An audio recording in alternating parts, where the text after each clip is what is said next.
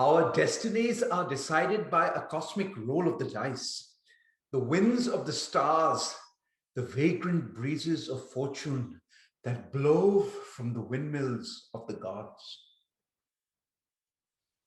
Now, that is a quote by H.L. Dietrich, and I start in this rather dramatic fashion because perhaps it does explain how someone like me who grew up on the other side of the world found themselves in Houston in 1996.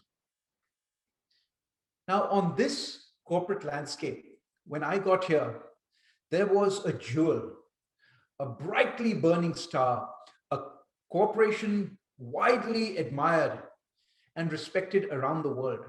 Indeed, Fortune magazine, for 6 years in a row, 95, 96, 97, 98, 99, 2000, declared it publicly to be the most innovative company in the United States. Enron.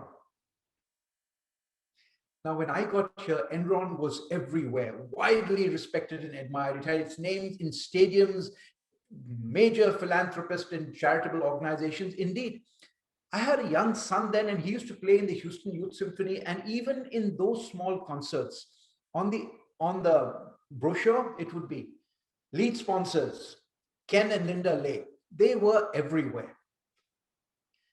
There was something about this company that I did not understand.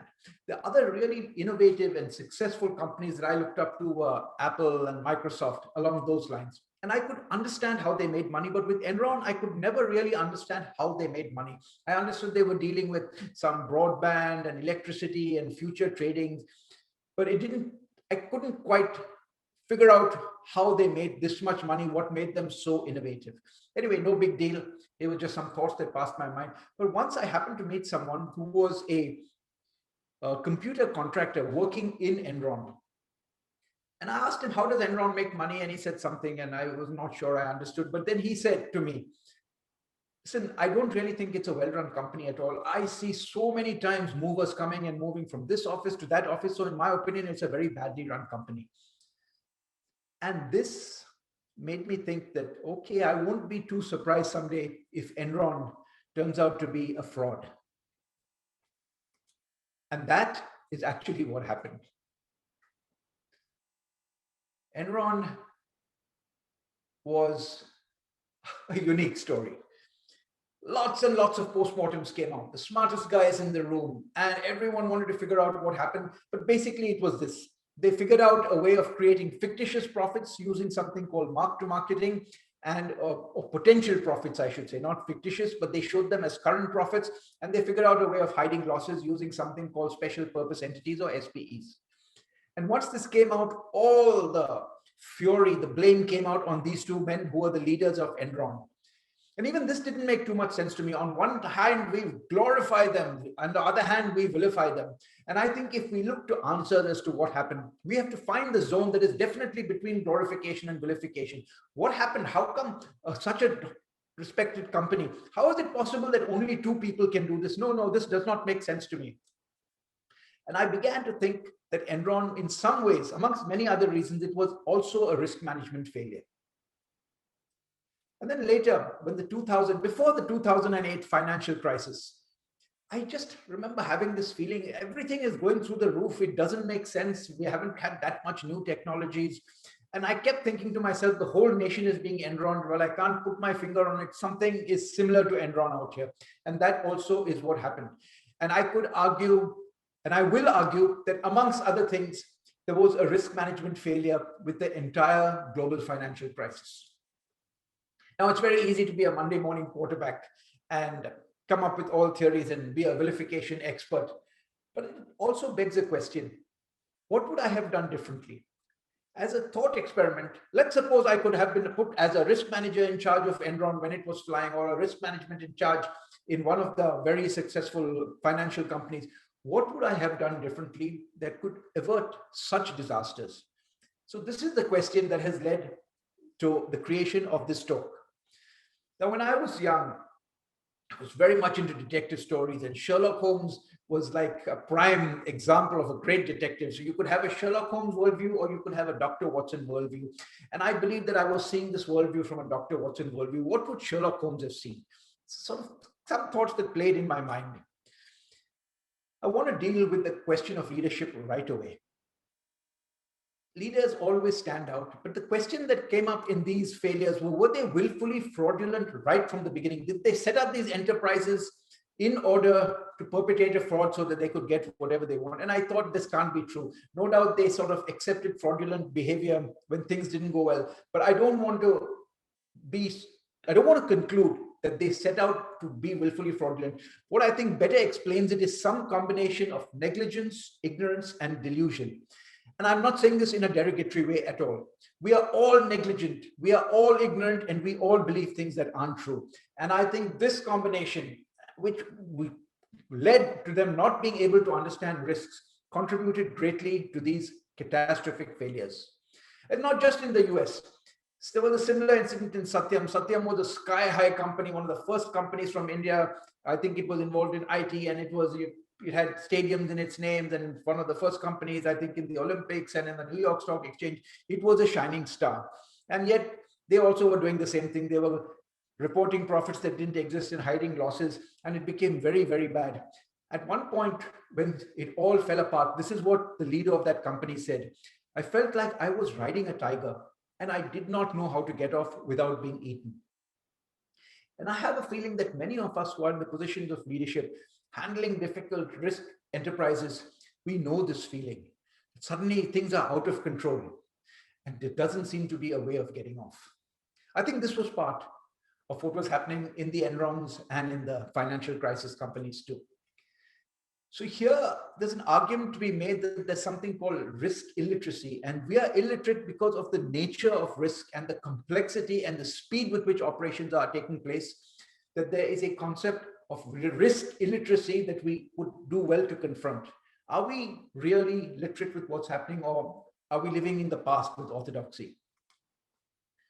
Now, in the 2008 financial crisis, the question comes, were the risk analysis tools adequate to evaluate the new risk? And there were plenty of stories how we've got the smartest quants and the best PhDs, and these people are geniuses. But when you think like that, it leads to blind faith. Blind faith is dangerous. You must have faith, but you've got to constantly be judging as well.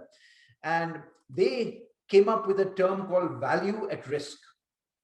And this value at risk metric was giving a great sense of confidence to everyone that these people knew what they were doing, and the financial companies especially were on top of the true risks in the market. In fact, it was a staple in quarterly reports and in conversations. Lehman Brothers calculated that on a really bad day, they could lose 42 million. That was their VAR. And on one particular day, they lost billions. So it's clear that the financial tools they were using were no longer, the risk analysis tools were just not up to the task. So as a long-term project, I thought to myself, let me be on the constant lookout for the word risk when I'm doing some reading or watching documentaries. And let me try to put together a coherent theory of what might happen. And this, you might say, is me playing detective. This talk is a report from that detective.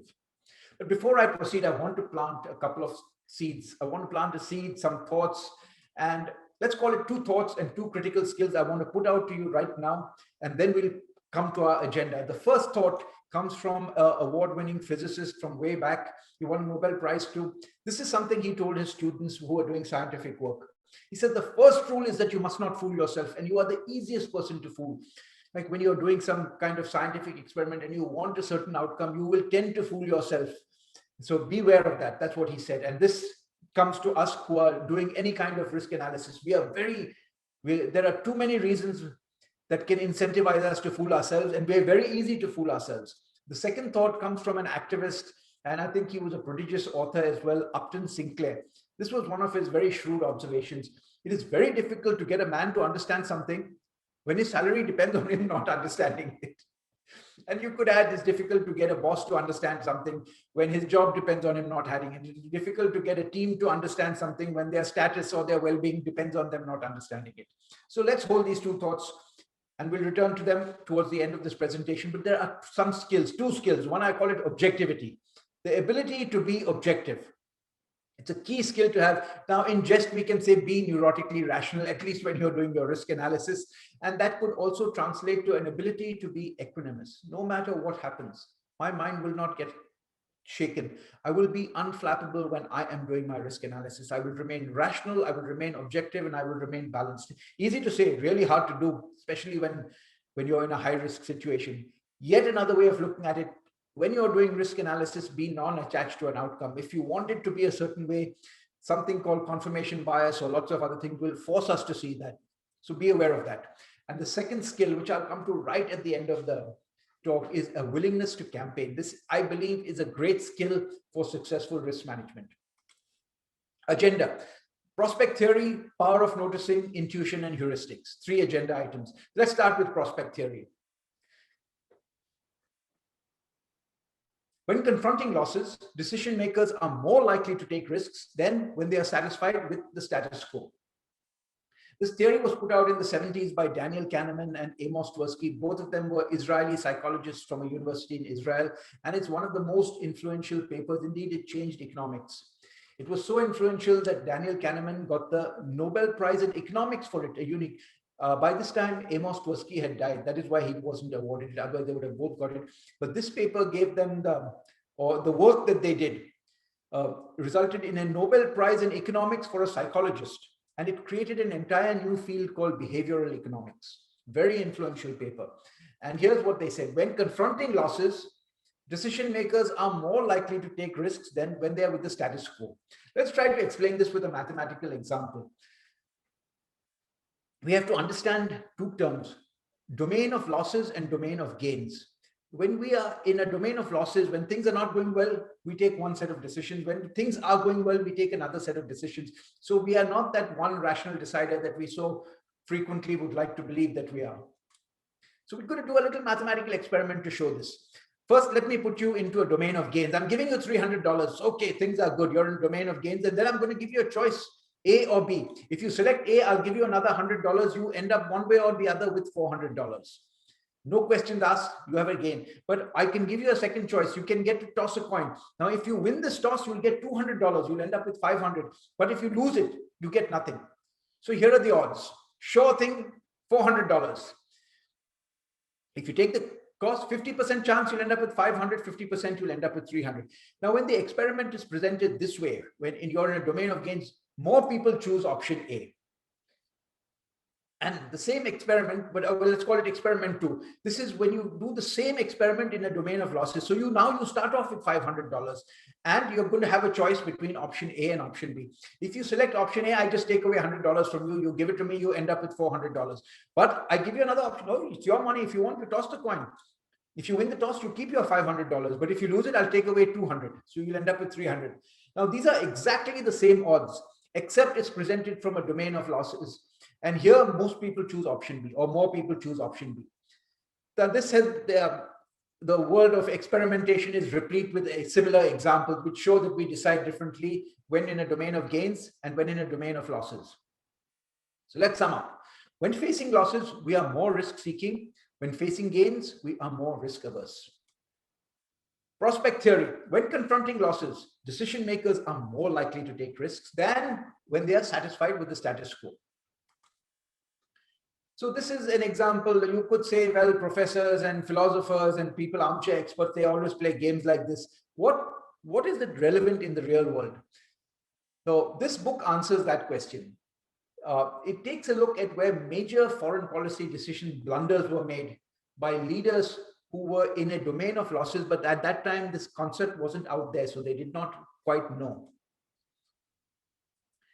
This book has 4 case studies, and one of them is the U-2 crisis, which is the one we will look at briefly.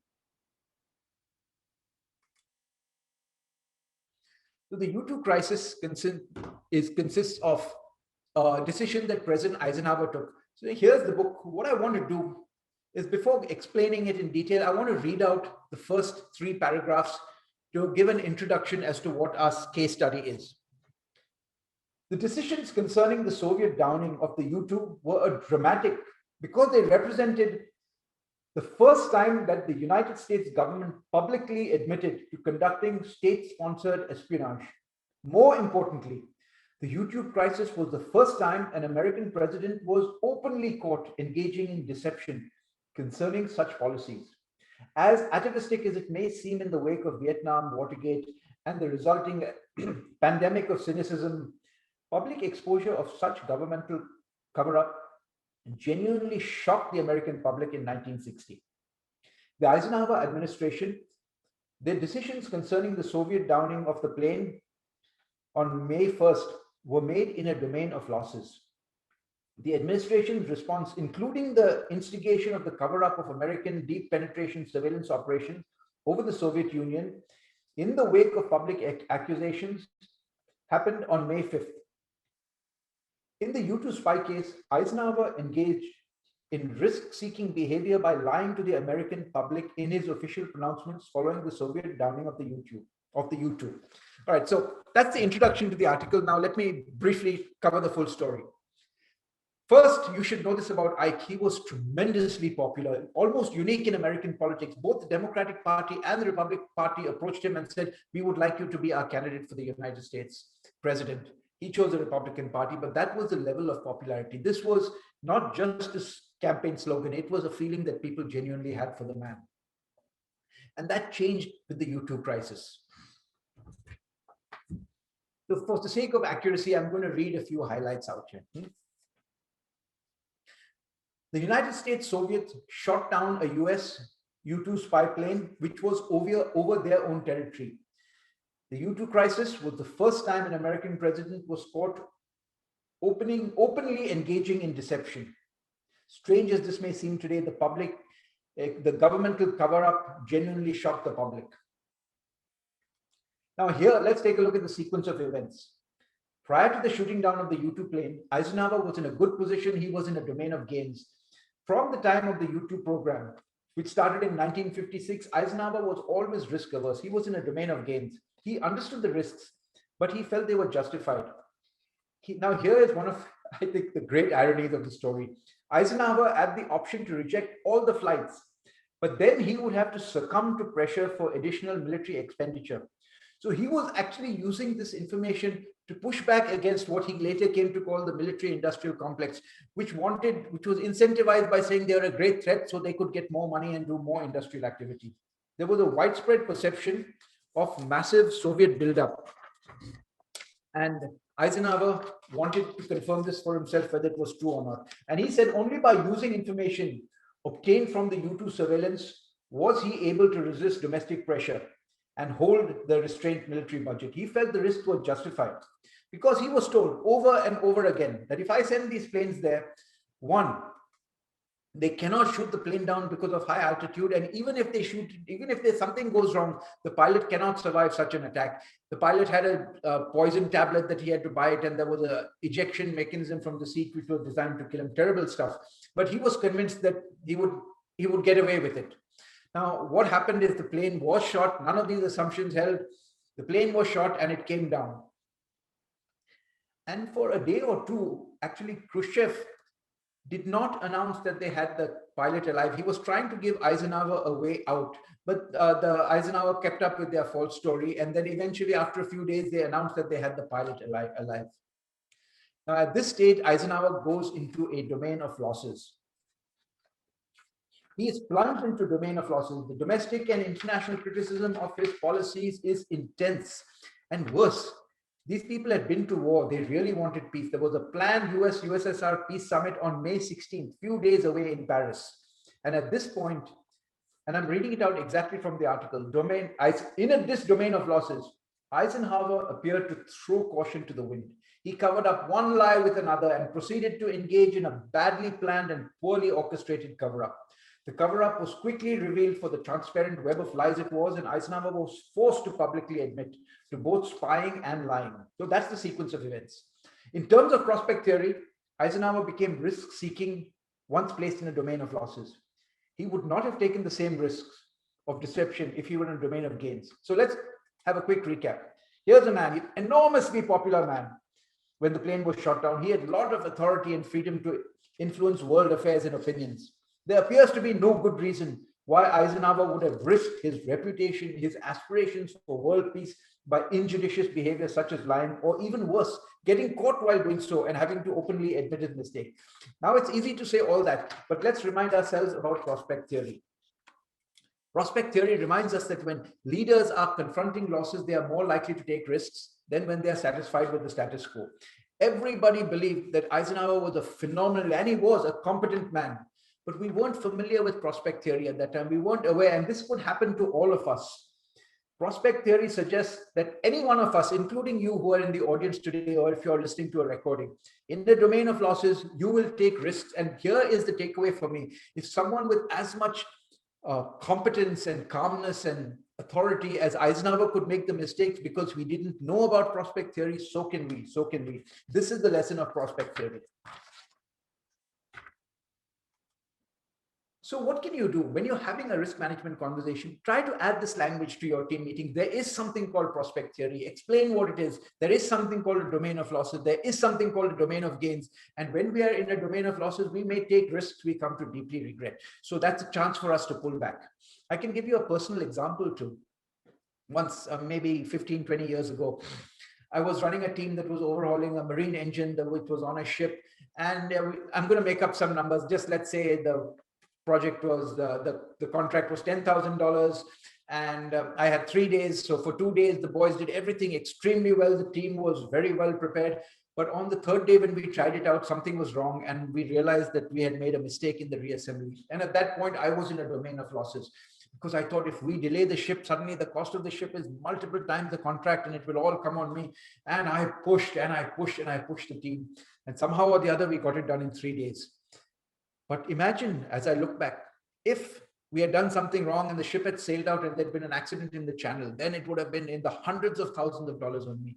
I had taken tremendous risks that I would not have taken. And I am sure that when your schedules and your budgets and your plans go awry, all of us, we do the same things. Each of you has a personal example of becoming risk-seeking when in a domain of losses. It begs the question, was this happening? Did the people who were there, I mean, they were brilliant people. We know that they hired the best of the best, and you had to pass all kinds of IQ and tests to get into these organizations. So they had to know there was something that's happening. I believe that they knew it. And as they were in a domain of losses, they began to take more and more risks, and that got normalized. So I say yes, that part of the explanation of the increased risks is that because they were in a domain of losses. Let's remind ourselves, when confronting losses, decision makers are more likely to take risks than when they are satisfied with the status quo. So we finished item number 1. Item number 2 comes very much from a book by someone who's considered to be a world authority in decision making and mistakes that we made. It's called The Power of Noticing What the World's Best Leaders See. I highly recommend it. It's a good book to read. We'll cover only three concepts from this book: inattentional blindness, motivated blindness, and the slippery slope. Inattentional blindness. The name itself suggests what it is. But let's just watch a video. You're probably familiar with it, but play along and do it anyway. Inattentional blindness, we are going to watch a video. There are two trios of basketball players, one wearing white shirts, one wearing dark shirts. Your task is to count the number of passes the white shirt makes to each other. So here we go.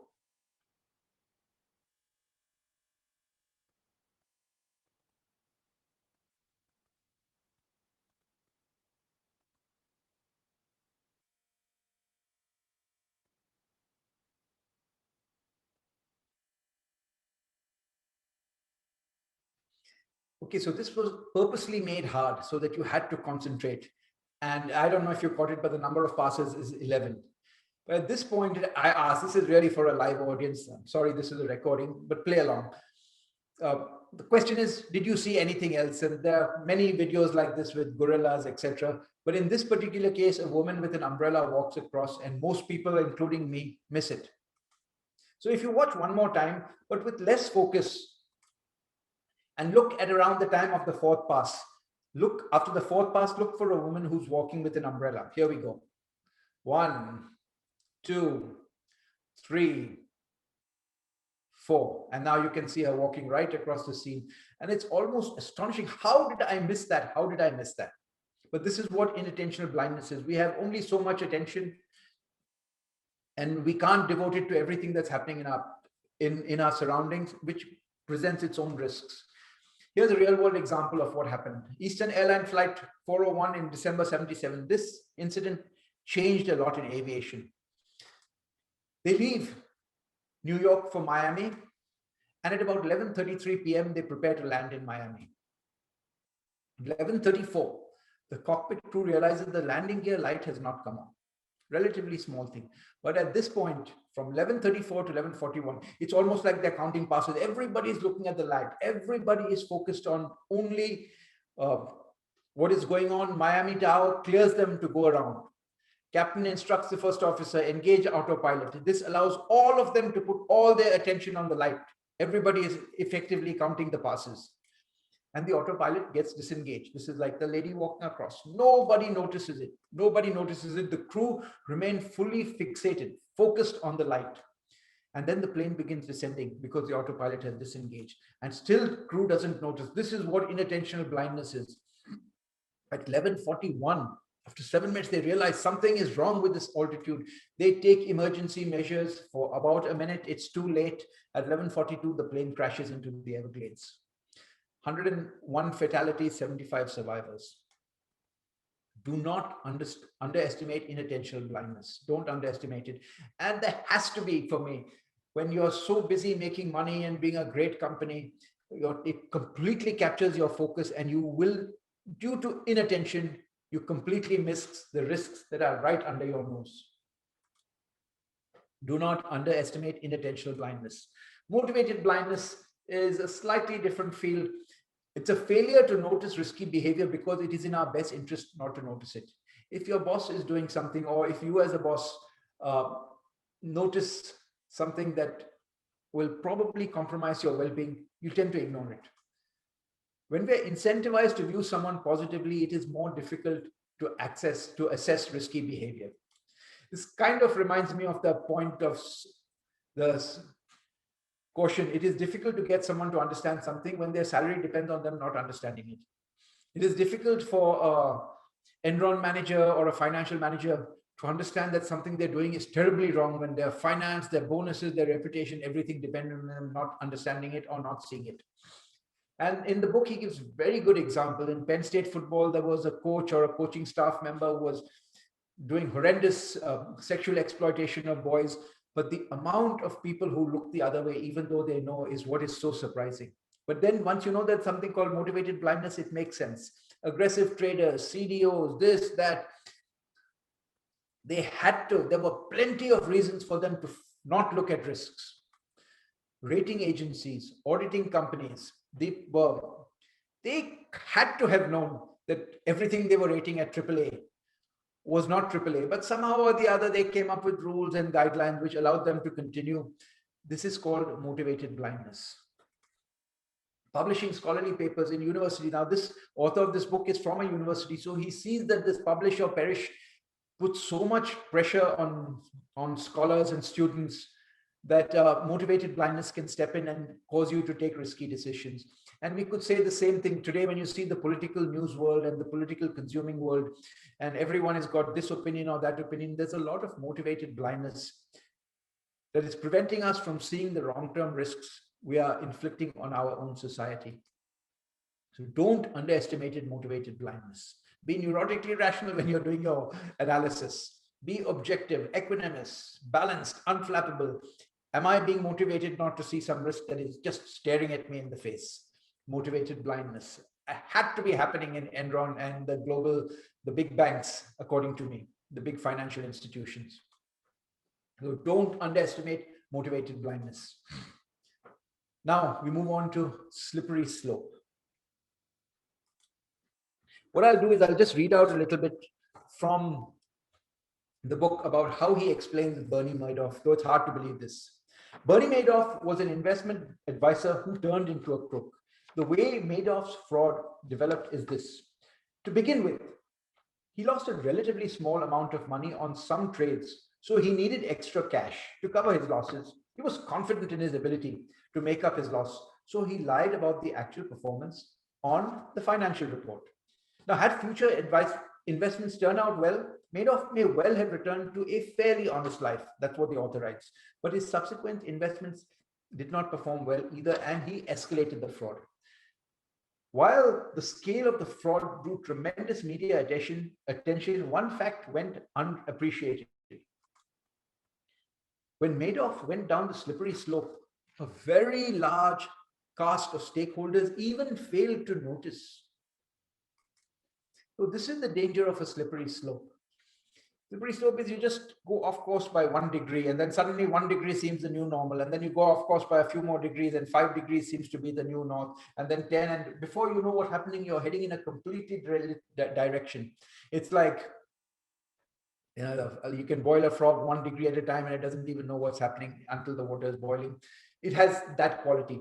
So what are some of the traits that make leaders go down a slippery slope? This is well worth paying attention to. They normally tend to be optimistic. Everything will work out. Everything will work out. Things have always worked out in the past. And they have confidence. Oh, yes, when difficulties come, we will face it. And they are charismatic.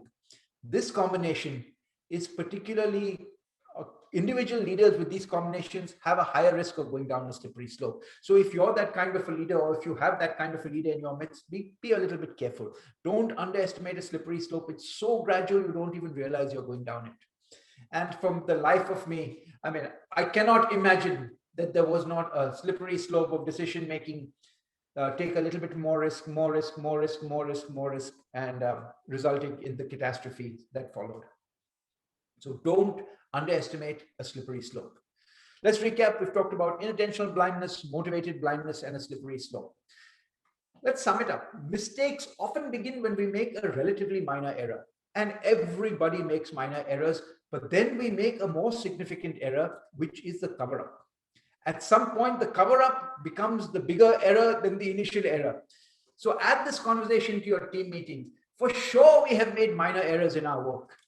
Are we now making more significant errors in our cover-ups? Are we taking on more risk than the initial minor error itself? At least bring this into the conversation whenever you're doing risk management. Now, let's give you one more story of an example of others see what we miss. It's from a book by Malcolm Gladwell, which is actually a collection of New Yorker articles of his called What the Dog Saw.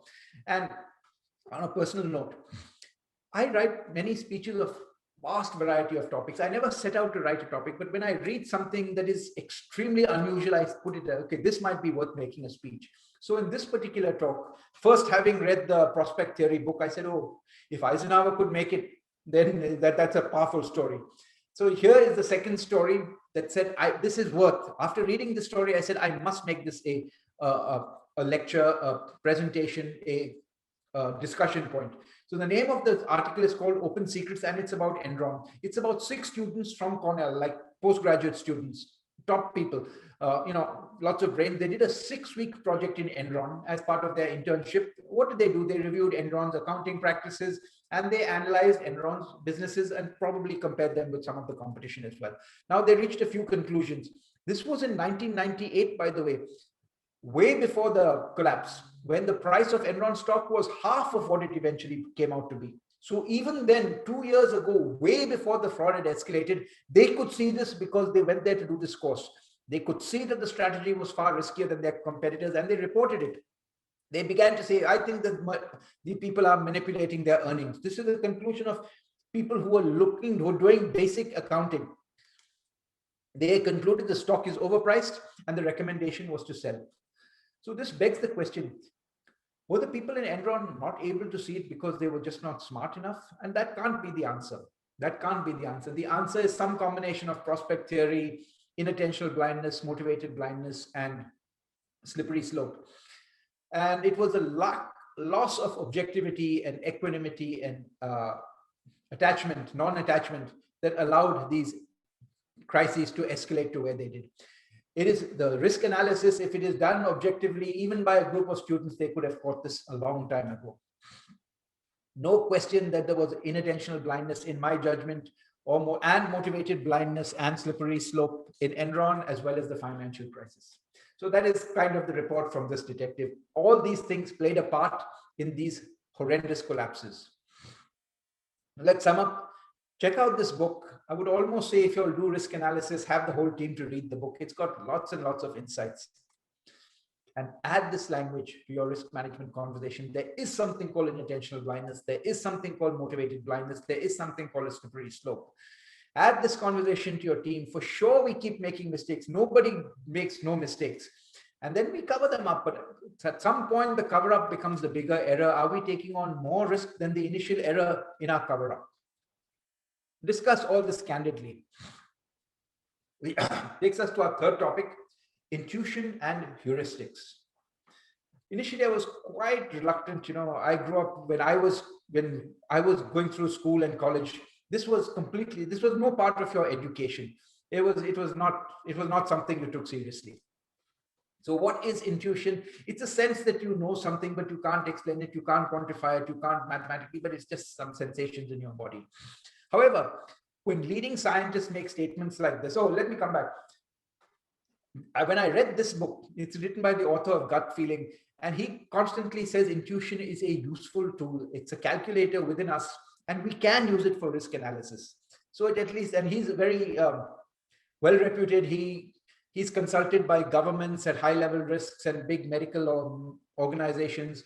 And it was he who used that term risk illiteracy, which I mentioned in the beginning. He goes and tells the doctors and the government, you all are risk illiterate. Let us try to see how we can take better decisions, also using intuition. And here's Albert Einstein. The intuitive mind is a sacred gift, and the rational mind is a faithful servant. We have created a society that honors the servant and has forgotten the gift.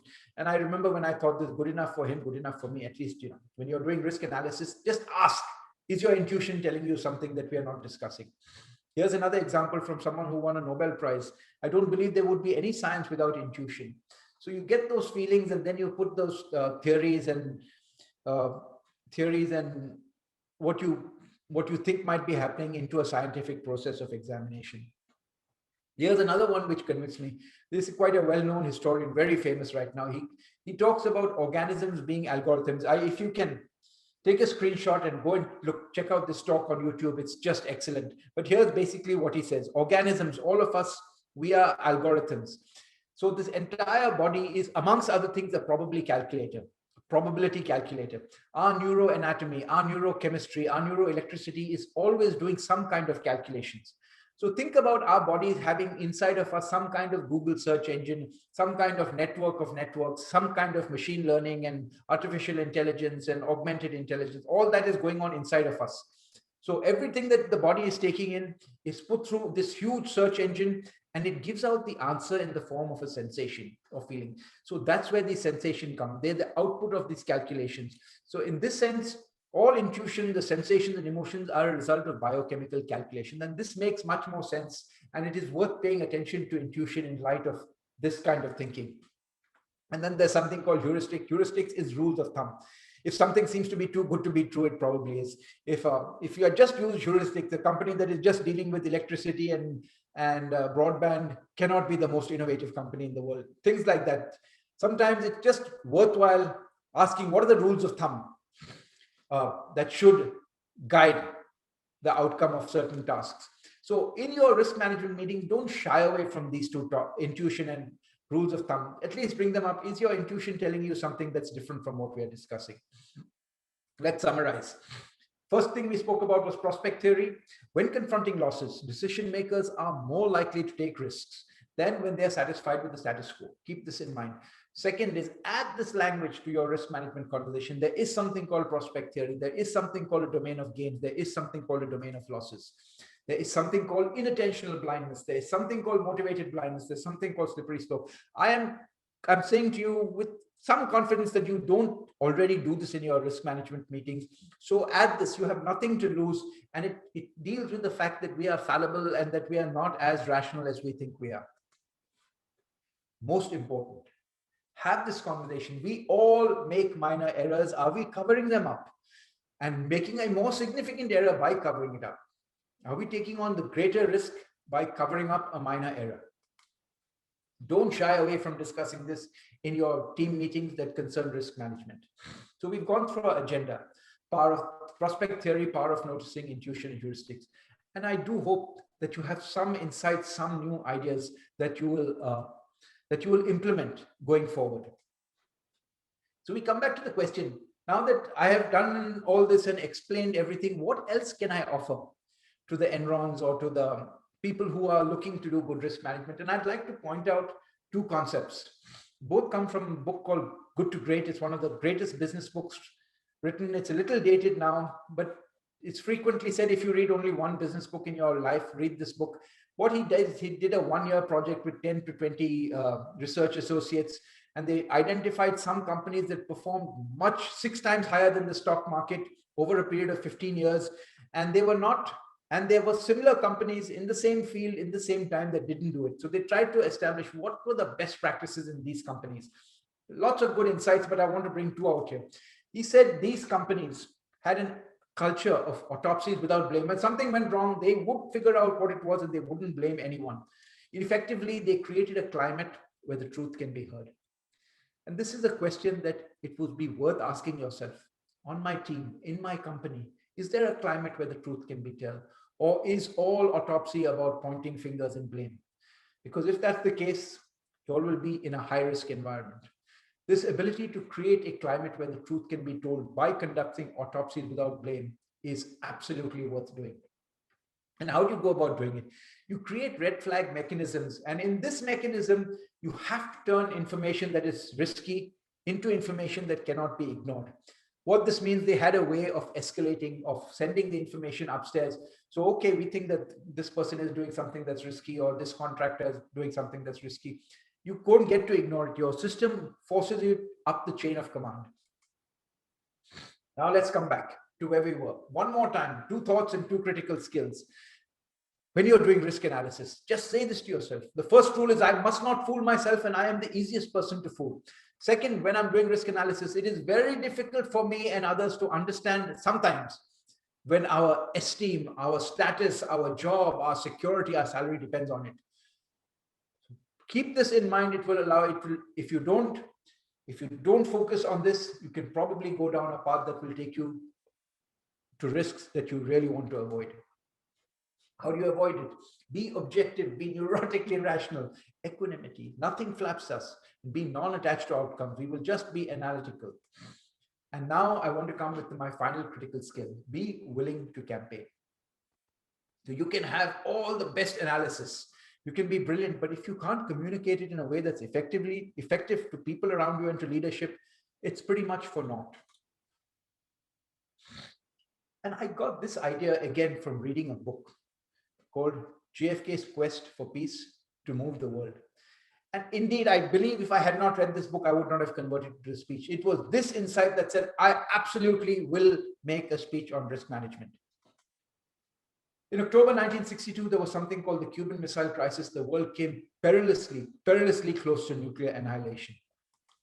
There were 2 combatants, Khrushchev and Kennedy, and the situation had gone completely out of control. It is now commonly accepted it is just luck that prevented a way. Both of them had felt that after they escaped, they looked into an abyss and said, enough, we will never get away with this again. We have to find a way to peace. In fact, the entire book is about JFK's attempts to get to peace after the Cuban Missile Crisis. But there's something, okay, and he launched his initiative with a speech, and in a few months they had a partial test ban treaty. It's considered to be one of the most amazing successes in international relationships, especially one that was as adversarial as the Soviet Union and the United States at that point. And history looks with a lot of respect and admiration for the way in which these 2 leaders managed to come out of that abyss and secure some kind of security and peace. That's what this book is all about. And it is one sentence that I read in this book that just set off electrical storms in my brain. And it goes like this. The partial test ban treaty was signed and ratified for one overwhelming reason. Kennedy campaigned for it. He was a gifted campaigner. And this is when I realized that a risk manager, if he does not treat risk management as a campaign, I need you, I'm seeking your vote. Do what is necessary for risk management. Sometimes you might think that a company's only job is to make profits and keep them going up. But if you don't do good risk management, all of it can come to naught. And in order to be a good risk manager, you have to communicate powerfully. You have to treat it like it's a never-ending campaign.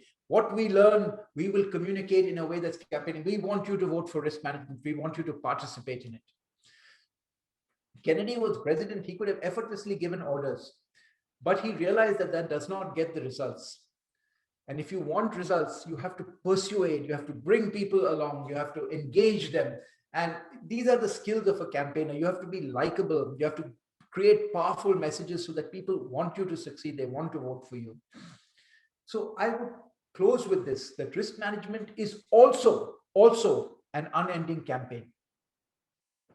What does this involve? It involves, you must be able to be convincing. You have to have all the quantitative analysis, and you have to have all the arguments, and you have to be able to convince. But that's not enough. People can be convinced and still just totally ignore what you say. Then you have to be charming. And by this, I don't mean artful manipulation or something shady. I mean, you have to be deeply engaged with your topic, with your company. You have to be likable, because people want to work with people who are likable. And finally, you have to be willing to cajole. You have to be willing to, my God, just imagine what is going to happen to us if we allow this to happen. You have to bring out the perils of risky behavior. Risk management is an unending campaign.